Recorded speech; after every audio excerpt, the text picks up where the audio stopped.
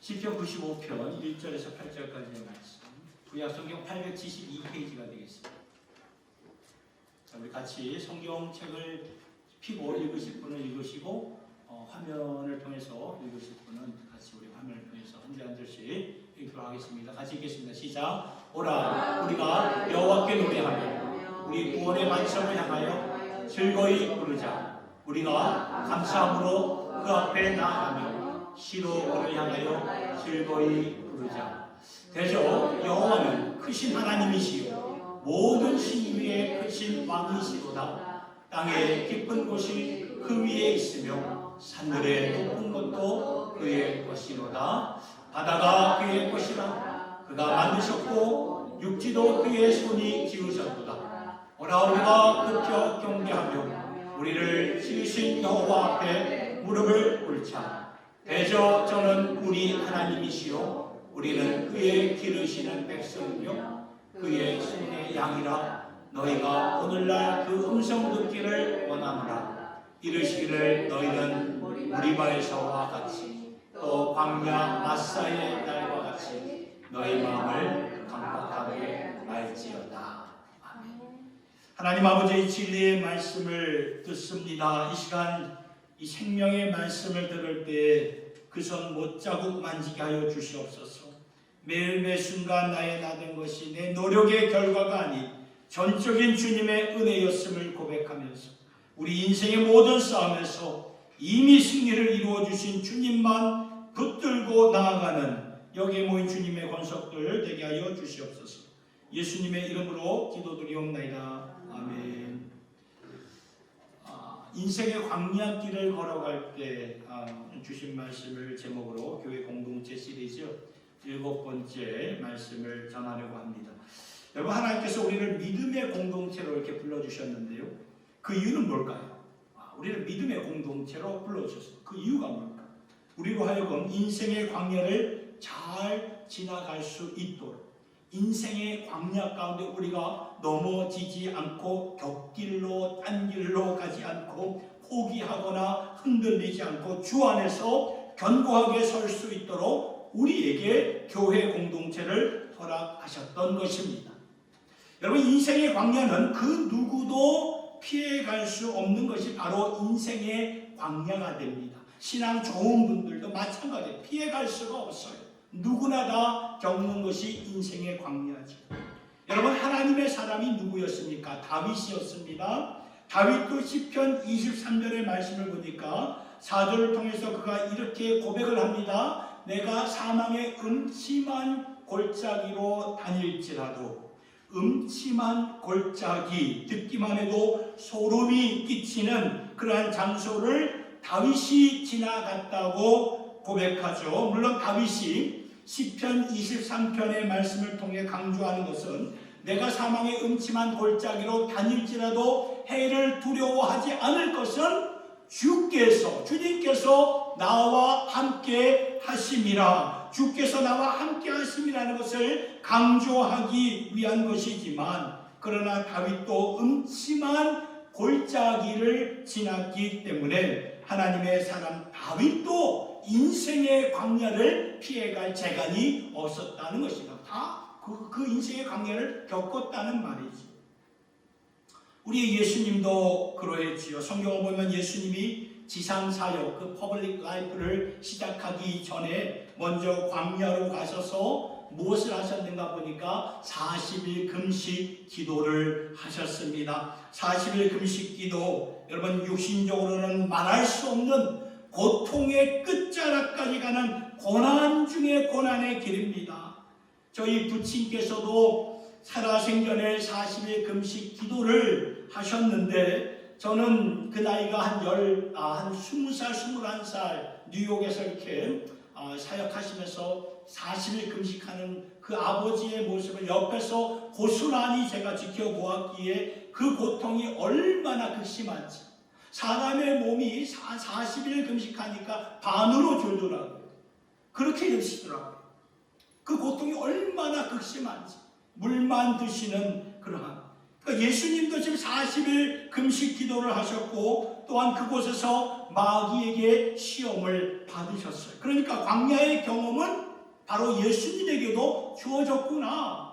그렇다면 예수를 따르는 우리들에게도 분명히 인생의 광야길을 경험하는, 체험하는 것이고, 어떤 때는요 하나님께서 의도적으로 우리를 광야길로 강권적으로 인도하시는 것을 우리가 볼 수 있어야 되는 것입니다. 왜냐하면 거기서만, 광야의 길에서만 우리에게 허락하시는 영성이 있기 때문이지.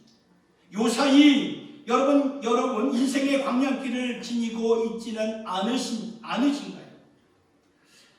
주변에 보면은 우울증으로 고생하는 분들이 있고요, 수면 불면증에 시달리는 분들이 있고, 사는 것이 여러 가지 이유로 힘듭니다.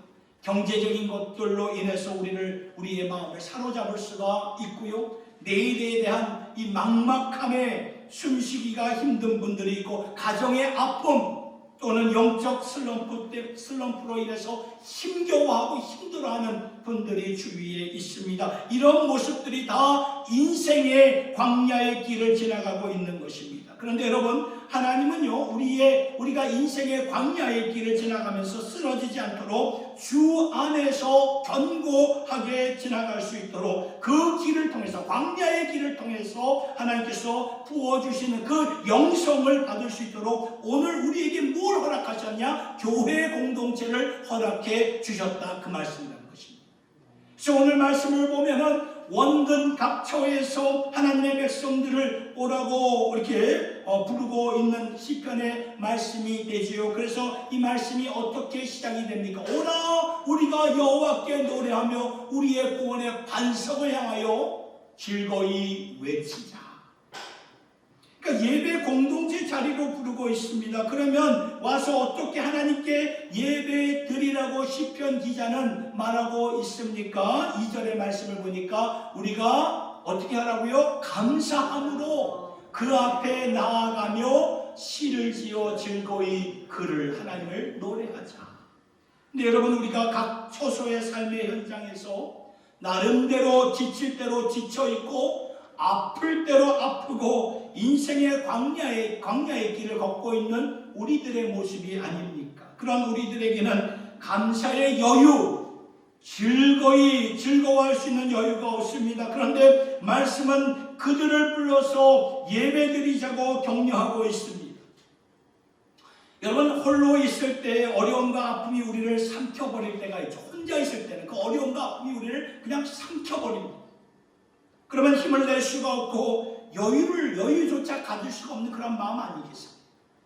그래서 시편 기자는 같이 와서, 함께 와서 힘을 합하여 하나님께 즐거이 노래하며 감사함으로 경배하라고 우리를 부르는 것입니다. 우리의 시선을 하나님께로 돌리라, 그 말씀이죠. 세상에 초점을 두었던 우리의 시선을 하나님께로 두어라, 그 말씀입니다. 하나님께 나의 시선을, 우리의 환경을 하나님께 돌리니까 이 가운데에서도 우리가 영성의 초점을 잃지 않고 하나님께 감사와 즐거움을 가지고 예배를 드릴 수가 있구나. 시편 기자는 이것을 깨닫고요, 시선을 하나님께 돌려 그분을 주목하고 바라보니까 그분은 어떠한 분이신가 세 가지를 보게 되는데, 그분은 크고 위대하신 하나님이 되신다, 그 말씀입니다. 3절의 말씀을 볼까요? 오늘 본문 3절의 말씀, 여호와는 크신 하나님이시요 모든 신들보다 크신 왕이시기 때문이로다. 그러니까 와서 감사하며 즐거이 노래하자. 왜요? 모든 신들보다 크고 위대하신 우리 하나님 아버지가 되시기 때문이죠. 이래서 우리가 감사함으로 찬양할 수 있다고 시편 기자는 고백하고 있는 것입니다. 이 말은 우리의 문제보다 크고 위대하신 하나님이 되시죠. 우리의 차원에서 보면 우리의 문제는 너무나 크게 보입니다. 넘어갈 수 없는 산처럼 보이지 않습니까? 그런데 저 위에서 위에서 보니까 높은 산이 아니라는 거예요. 위에서 보니까 그렇게 높아 보였던 산이 높은 산이 그렇게 안 보여진다는 거죠. 여러분, 우리가 높은 빌딩이나 높은 산에서 아래를 쳐다보면 모든 것이 어떻게 보입니까? 크게 보입니까? 작게 보입니까? 작게 보이지 않습니까? 높은 곳에서 밑을 보면 작게 보여요. 아래에서는 그렇게 크게 보였던 것이 더 이상 크게 보이지 않고 높은 곳에 있으니까 작게 보인다 그 말입니다. 이처럼 우리의 아픔과 문제, 하나님에게는 결단코 그것이 문제거리가 되지 않는다는 말씀이죠. 산상수훈에서 예수님이 이런 말씀을 하셨습니다. 누가복음 12장 29절에서 30절. 너희는 무엇을 먹을까 무엇을 마실까 하여 구하지 말며 근심하지도 말라. 이 모든 것은 세상 백성들이 구하는 것이라 너희 아버지께서는 이런 것이 너희에게 있어야 할 것을 아십니다. 그러니까 하나님 아버지께서는 우리가 필요한 것 이미 다 알고 계신다 그 말이에요.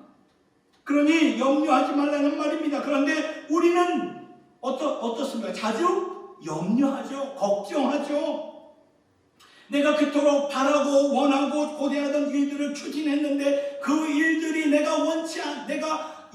생각지도 않게 이렇게 그 일들이 무산되었을 때에 우리의 마음은 낙심이 되고 속상한 마음, 울고 싶은 마음이 이만저만이 아닐 것입니다. 그러나 아버지에게는 우리가 직면한 삶의 장애물들이 삶의 문제거리가 되지 않는다고 말씀은 증거합니다. 그래서 우리가 크고 위대하신 그 주님만을 바라볼 때에, 주목할 때에 나의 문제보다 크시고 나를 위협하는 그러한 숨막히는 그러한 상황보다도 우리 하나님은 크고 위대하신 하나님 아버지가 되신다는 것입니다. 크고 위대하신 하나님을 바라보셔야 됩니다. 그래서 같이 모인 자리에서 성도의 찬양을 드리며 기도를 드리며 함께 예배를 드릴 때에 내 마음속에 맞다. 내가 믿는 하나님, 우리의 찬양을 받으시기에 합당하신 우리의 하나님이 아니신가? 어디 우리뿐입니까? 오늘도 지구촌에 20억 명이 넘는 그러한 성도들이 있는데 그들의 찬양을 받으시기에 합당하시고 크고 위대하신 하나님 아버지, 그러니 혼자 끙끙대면서 힘들어하지 마시고 이렇게 내가 크고 위대하신 하나님을 섬기고 있구나, 이것을 깨달으면서 우리가 즐겁게 감사하면서 찬송을 올려드릴 수가 있는 것입니다. 그분을 또한 바라보니까 그분은 어떠한 분이십니까? 만물을 지으시고 통치하시는 하나님이 되시는구나 라는 것을 오늘 주신 말씀을 통해서 보게 됩니다. 4절과 5절의 말씀을 보니까 땅의 깊은 곳이 그의 손 안에 있으니 산들의 높은 곳도 그의 것이로다. 바다도 그의 것이로다. 그가 만드셨고 육지도 그의 손이 지으셨도다. 무슨 말입니까? 땅의 깊은 곳, 우리가 들어갈 수 없는 그것도 하나님의 손 안에 있다 그 말이죠. 그분이 지으셨다. 높은 산들도 하나님이 지으셨고 하나님의 손 안에 있는 것이다. 다 하나님이 통치하신다는 말입니다. 바다도 그의 것이고, 여러분 바다가 얼마나 무섭습니까? 지금도 무서운데 수천 년 전에 바다는 정말 무서운 것이었습니다. 미지에 알 수 없는 곳이 바다가 아니었습니까? 그런데 저 바다도 하나님께서 만드셨다. 저 산과 하늘도 그의 손으로 만드셨다. 하나님이 모든 만물을 지으시고 통치하신다는 그런 말씀인데, 이 말씀은 우리가 지금 겪고 있는, 체험하고 있는 인생의 광야까지도 하나님의 통치 안에 있다는 것을 우리에게 알려주시는 것입니다. 여러분, 복음서를 보면은 이 제자들이 예수님을 경배하기 월십하기 시작했던 계기가 있어서 모멘텀이 있었습니다. 처음부터 제자들이 예수님을 경배하지 않았어요. 처음에 그들은 예수님을 그냥 훌륭한 스승 정도, 랍비 정도로 여겼어요. 랍비였기에 예수님의 말씀을 경청했지 경배할 대상은 아니었습니다. 경배할 대상은 오직 하나님 한 분이었습니다. 그래서 제자들은 경배의 대상으로 예수님을 따르지 않았고 엘리야 같은 그런 능력의 선지자 정도로 제자들은 예수님을 그렇게 여겼던 거죠. 왜냐하면 구약 성경에 하나님께서 마지막에 말라기 4장 5절의 말씀을 보니까 엘리야와 같은 내가 선지자 엘리야를 너에게 보낼 것이다, 보내주시겠다는 약속이 이 말라기서에 기록되었기 때문에 이 제자들의 마음속에는 그 엘리야 같은 선지자가 이제 하나님께서 이제야 보내주셨구나 하면서 가르침을 받는 정도였지 경배할 대상은 아니었다는 것입니다. 그런데 제자들이 어느 순간에 예수님을 온전히 경배하게 됩니다. 그것이 언제였는가 말씀을 보니까 저들이 배를 타고 갈릴리 호수를 건너고 있을 때에 큰 폭풍을 만나게 됩니다. 여러분, 예수님의 제자 중에는 어렸을 때부터 그 고기 잡으면서 갈릴리 바다를 눈 감고도 휘젓고 다닐 수 있는 그런 어부로 이렇게 자랐던 제자들이 있었어요. 근데 그런 제자들도 감당하지 못한 엄청난 그런 폭풍을 만났을 때 그들의 마음이 어떻겠습니까? 이제 우리가 이제 죽게 되었구나.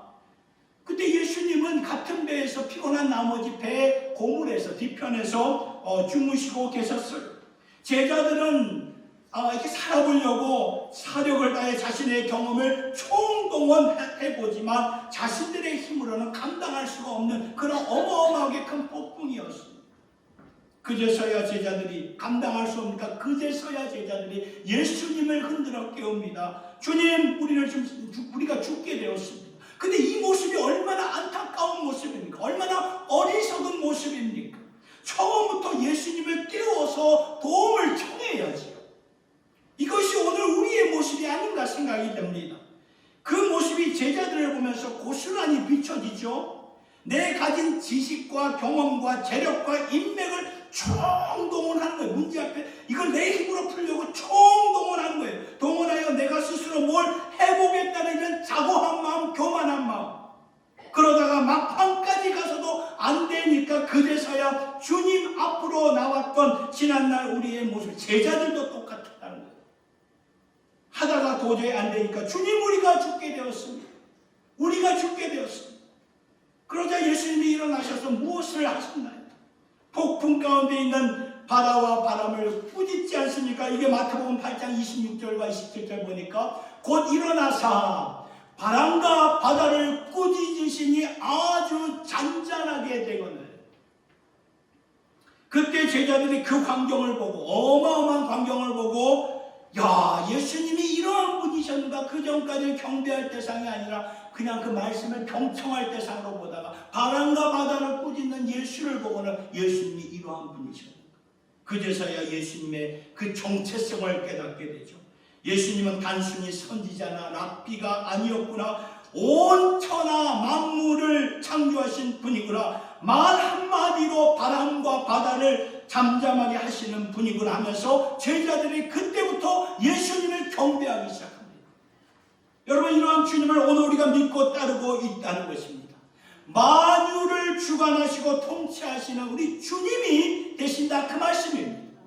그 주님이 우리에게 약속하십니다. 뭘 약속하십니까? 내가 너를 결단코 버리지 않는다. 내가 결단코 너의 손을 놓치지 않을 것이다. 그 모든 인생의 폭풍 가운데, 광야 가운데 우리를 버리지 아니하시고 우리를 놓지 아니하시고 그 가운데서 우리와 함께 계시기 때문에 우리가 기뻐하며 감사할 수가 있다, 그 말씀입니다. 끝으로 하나님은 누구십니까? 선한 목자가 되신 우리 하나님 아버지가 되신다는 것입니다. 오늘 말씀 6절부터 보면은 이렇게 나와 있습니다. 오라 우리가 굽혀 경배하며 우리를 지으신 여호와 앞에 무릎을 꿇자. 그는 우리의 하나님이시요 우리는 그가 기르시는 백성이며 그의 손이 돌보시는 양이기 때문이라. 너희가 오늘 그의 음성을 듣거든. 여러분, 선한 목자는 양들의 이름을 압니다. 우리는 양들을 보면 이렇게 보면 그 녀석이 그 녀석 같잖아요. 그런데 목자는요, 그 양들의 그 생김새나 그 모양을 다 기억하고 있습니다. 이름조차 다 알고 있습니다. 무슨 말입니까? 우리 주님은 우리의 이름, 여러분들의 이름을 다 알고 계신다, 그 말입니다. 멀리 계신 주님이 아니에요. 우리와 함께 하시는 주님, 우리의 선한 목자가 되신 주님. 선한 목자는요, 여러분, 삭군과는 다르죠. 삭군은 돈 벌기 위해 양을 치는 자들이기에 자신의 목숨이 위태로워지면은 양들을 버리고 그냥 도망치죠. 강도가 들거나 들짐승이 공격할 때에 양들을 버려두고 갑니다. 나부터 살아야 되니까. 내 목숨이 중요하니까. 그러나 선한 목자는 양들을 위해서 자신의 목숨을 버린다는 것입니다. 우리 하나님이 그런 분이에요. 하나님이 육신의 몸을 입고 예수 그리스도로 이 땅에 우리의 선한 목자로 오셔서 우리를 위해서 십자가에 달려 죽으셨습니다. 이런 신이 어디에 있으며 이러한 종교가 어디에 있습니까? 이분이 바로 우리 하나님 아버지가 되십니다. 지금도 기억하기를 제가 어렸을 때 동네에서 보면은 아주머니들이나 또는 할머니들이 하얀 소복을 입고 참 뭐 비나이다 천지신명이 하면서 그렇게 고개와 허리를 숙여가면서 절하는 모습이 지금도 기억이 납니다. 왜 이렇게 할까요? 신 앞에 두려워서 그러한 모습을 보인 것이 아닐까요? 그러나 우리 하나님 아버지는 우리의 선한 목자가 되시기 때문에 우리를 위해 자신의 목숨을 기꺼이 내어 던지셨던 분입니다. 이게 너무나 중요한데요. 자신의 목숨을 기꺼이 버리셨다면 우리의 손을 놓아 버리시겠느냐 그 말이에요. 난 할 수 없으니 너 혼자 가거라. 내가 위험하니 나부터 살아야 되겠다. 그렇게 하시겠습니까? 아니다 그 말이 아니다. 그렇게 말하실 분이 아니에요. 우리를 결단코 버리지 아니하시는 분입니다. 결단코 우리의 손을 놓지 아니하시는 분이시다 그 말입니다. 그러니까 지금 인생의 아픔과 광야 가운데서도 나의 하나님, 크고 위대하신 하나님, 천지 만물을 지으신 그 하나님, 우리의 삶까지도 다스리시는 하나님, 그리고 무엇보다도 선한 목자가 되시는 하나님을 바라보면서 즐거이 그리고 감사함으로 예배드리면서 선한 목자 되신 주님을 바라보라고 시편 기자는 오늘 우리에게 말씀을 증거하고 있는 것입니다. 그런데 오늘 말씀이 이런 하나님을 우리에게 소개하면서 이렇게 끝나지 않죠. 오늘 주신 말씀은 이러한 광야의 인생길 가운데 하나님을 전적으로 의지하며 살기 위해 교회 공동체를 허락해 주셨다고 제가 앞서 말씀을 드리지 않았습니까? 그 근본적인 메시지가 오늘 이 말씀에 담겨 있는데 7절 후반절을 보면요, 이어지는 문장을 보게 됩니다. 그 7절 후반부를 보면 너희가 오늘 그의 음성을 듣거든, 하나님의 음성을 듣거든, 곧 이어 8절을 보니까 너희는 무리바에서와 같이 또 광야의 마사에서 지냈던 날과 같이 너희 마음을 완악하게 하지 말지어다. 한마디로 경고를 주시는 말씀이에요. 워닝을 주시는 말씀이에요. 원근각처에서 우리를 불러 이러한 하나님을 바라보게 하시고 우리의 모든 상황을 다스리시는 하나님, 우리의 선한 목자가 되시는 하나님을 주목하면서 찬양하는 이 자리에서 뭐를 주시냐면 이어서 경고의 말씀을 주시고 있다 그 말이에요. 경고의 말씀. 7절에 너희가 오늘 그의 음성을 듣거든. If you hear his voice 라고 나와 있죠. 오늘 주의 말씀으로 너희에게 필요한 만나를 주실 것이고 너희에게 필요한 은혜를 주실 것이고 새 능력을 주실 것인데 너희가 그의 음성을, 하나님의 음성을 듣거든 너희는 무리바와 같이 광야의 마사에서 지냈던 날과 같이 너희 마음을 완악하게 하지 말아라. 여러분, 오늘 우리는 이 말씀을 좀 깊이 생각하고 묵상하셔야 합니다. 왜냐하면 이것이 성경에서 곳곳에서 많이 강조가 되고 반복이 되는 말씀이 되기 때문입니다. 여러분, 무리바와 광야의 마사의 사건은 어디에서 나오냐면 출애굽기 17장에서 나오는 말씀의 내용입니다. 출애굽기 17장에서 무슨 일이 있었는가 보니까 하나님이 애굽에서 오랫동안 종살이하였던 이스라엘 백성들을 해방시켜 주셔서 마침내 자유인이 되게 하셨어요. 프리덤, 자유인이 되게 하셨어요. 그러니 이 백성들이 얼마나 감격스러웠겠느냐 그 말이에요. 춤추며 뛰며 하나님께 감사와 찬양과 영광을 올려드렸던 이 백성들이었습니다. 그런데 시간이 지나면서 그들의 마음이 닫혀버리고 맙니다. 왜냐하면 하나님께서 저들을 인도하신 곳이 어디였습니까? 애굽에서 인도하신 곳이 광야였습니다. 광야, wilderness, 광야. 오늘 우리 베저마운트를 보면 저는 광야가 이렇게 생각해요. 나무 한 폭이 하나도 없는 그런 풀만 있는 그런 이 베저마운트를 보면서 와, 이게 광야구나, wilderness. 광야는 힘든 곳이에요. 두려운 곳입니다. 길이 없습니다. 그러니 저들에게서 앞이 캄캄하죠. 어떻게 하나님이 우리를 여기로 인도하실 수가 있겠는가?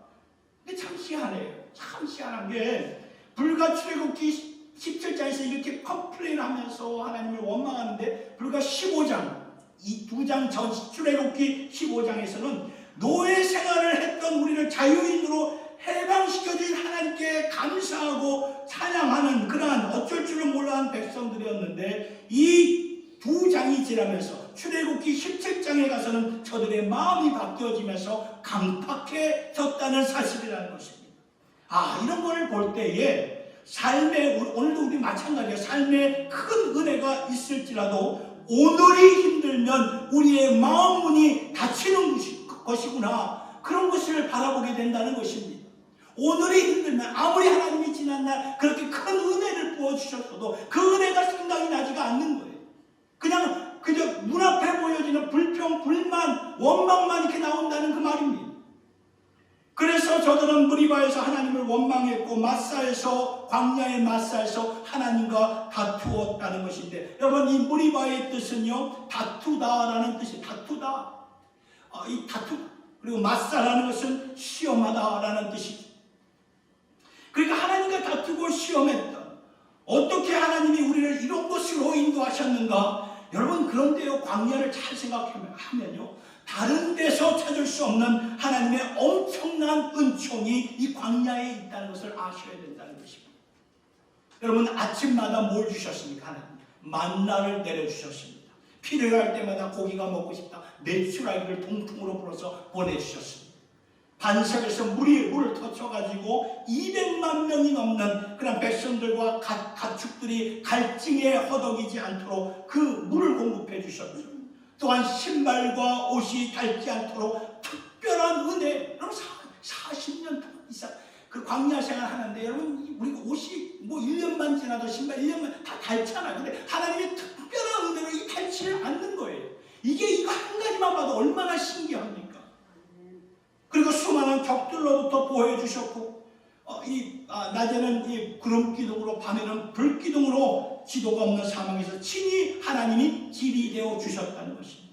그리고 그러니까 생각해 보면 하나님의 은총을 매 순간마다 이들이 먹고 살았다 그 말씀이죠. 사실 이것이 광야예요. 광야였기에 하나님의 은혜가 더 큰 것입니다. 그런데 이 백성들이 그것을 전혀 깨닫지 못하고 마음이 왜 깨닫지 못했을까요? 마음이 닫혀버렸기 때문에. 마음이 닫혔어요. 마음이 닫히면요 더 이상 하나님의 은혜가 안 보이고 하나님의 은혜를 받을 수가 없다는 것입니다. 그러면 그 은혜는 튕겨져 나가는 오면 튕겨져 나가는 아무리 은혜를 보여줘도 은혜가 은혜로 여겨지지가 않는다는 것이죠. 그래서 무리바와 마사에서 하나님을 이들이 원망하고 다투었던 것이죠. 그래서 성경은 우리에게 경고하는 것입니다. 너희들은 그렇게 되지 말아라. 여러분들도 우리가 그렇게 되지 말아야 되는 것입니다. 우리도 살다 보면 그렇게 될 수 있어요. 아니 그렇게 살았던 적이 있지 않았습니까? 이스라엘 백성들처럼 살다 보면 우리의 마음이 흔들릴 수가 있고 우리의 마음이 다칠 수가 있고 우리의 마음이 시험마다 하나님의 은혜를 전혀 인식하지 못하고 살 때가 있지 않았습니까? 다 있었습니다. 저에게도 있었고 여러분 우리가 지금 숨을 쉬고 있잖아요. 하고 있잖아요. 숨을 쉬고 있잖아요. 숨 쉬는 것 여러분 감사하면서 느끼면서 살고 계십니까? 이렇게 숨 쉬는 거 야, 참 감사하구나. 고맙구나. 이런 마음을 가지고 살아가십니까? 아마도 숨을 잘 쉬지 못할 때까지 우리는 잘 모를 것입니다. 호흡이 거칠어질 때까지 그제서야 비로소 내가 지난날 마음껏 숨 쉬면서 살았던 것이 그게 은혜였구나. 그때 깨닫게 되지 평소에는 우리가 이걸 깨닫지 못하고 살아갈 때가 얼마나 많습니다. 왜 하나님이 여기서 무리바와 마사에 대해 말씀하셨을까요? 하나님에 대해서 이렇게 막 설명하다 위대하신 하나님, 우리의 목자가 되신 하나님, 그렇죠? 모든 만물을 이렇게 하나님 하다가 왜 7절 후반부에 가서는 너희가 그의 음성을 듣거든 무리바와 마사에 대해서 왜 이 말씀을 하셨을까요? 여러분 출애굽 아까도 말씀을 드렸듯이 이 말씀이 출애굽기 17장에서 이런 일들이 일어났는데요 40년이 지나서 똑같은 일들이 반복된 거 아십니까? 민수기 20장에 가서 그 일이 벌어졌는데, 민수기 20장에는 광야의 2세들이었습니다. 출애굽기 17장에서는 광야의 1세들이었고 다 죽었죠. 그리고 40년이 지나 민수기 20장에서는 광야의 2세들이 하나님을 원망하고 하나님과 다투기 시작합니다.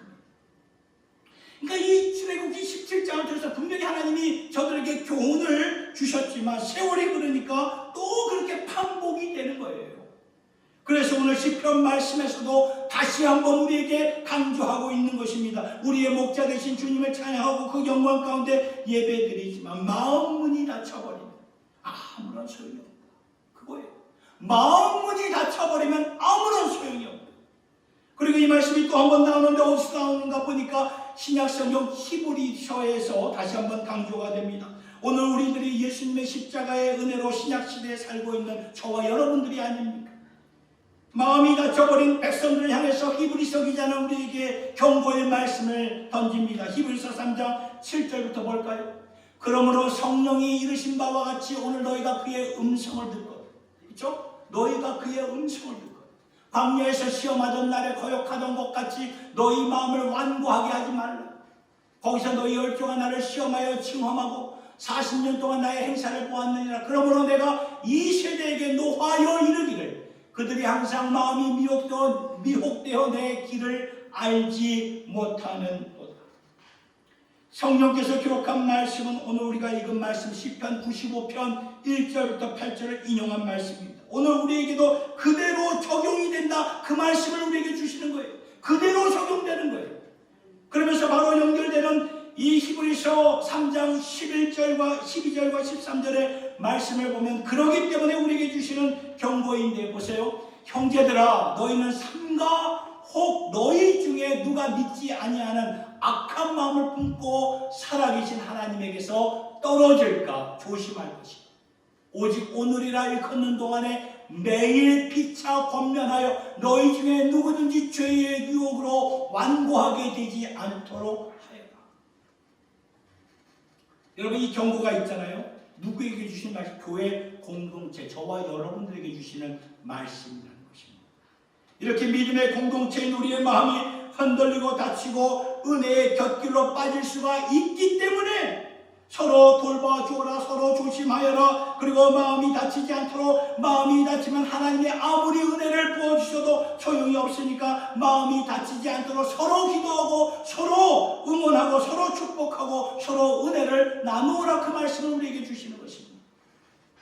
여러분 그래서 교회 공동체가 필요하다는 것입니다. 인생의 광야 피해갈 수 없는데 그렇다면 하나님의 은혜를 붙잡고 살아가셔야 되는데 하나님의 은혜를 붙잡기 위해서는 우리의 마음 문이 열려 있어야 돼요. 그래서 서로 힘이 되어 서로 돌보라고 권면하는 것입니다. 여러분 우리의 청소년 시절을 한번 돌아보세요. 우리 지금 다 이제 장년이 되고 노년의 길을 가고 있지만 다 청소년의 그 시절이 있지 않았습니까? 그 청소년 시절을 한번 돌아보세요. 그때는 남들에게 내 모습이 비춰지는 것이 얼마나 센시티브한 예민하게 반응했는지 모릅니다. 그렇지 않아요? 굉장히 그때 청소년 시절에 제 아들이 왔지만 이렇게 얼마나 이렇게 머리를 가꾸고 그냥 피부를 가꾸는지 모르겠어요. 야, 저렇게 신경을 쓰는구나. 이렇게 쌍꺼풀 하면 안 돼 아빠. 어디 가서 하면 좋지. 참 제가 저렇게 이렇게 자기 몸을 굉장히 예민하게, 그러니까 남들이 나를 보는 거잖아요. 거기에 대해 굉장히 예민하게 반응하죠.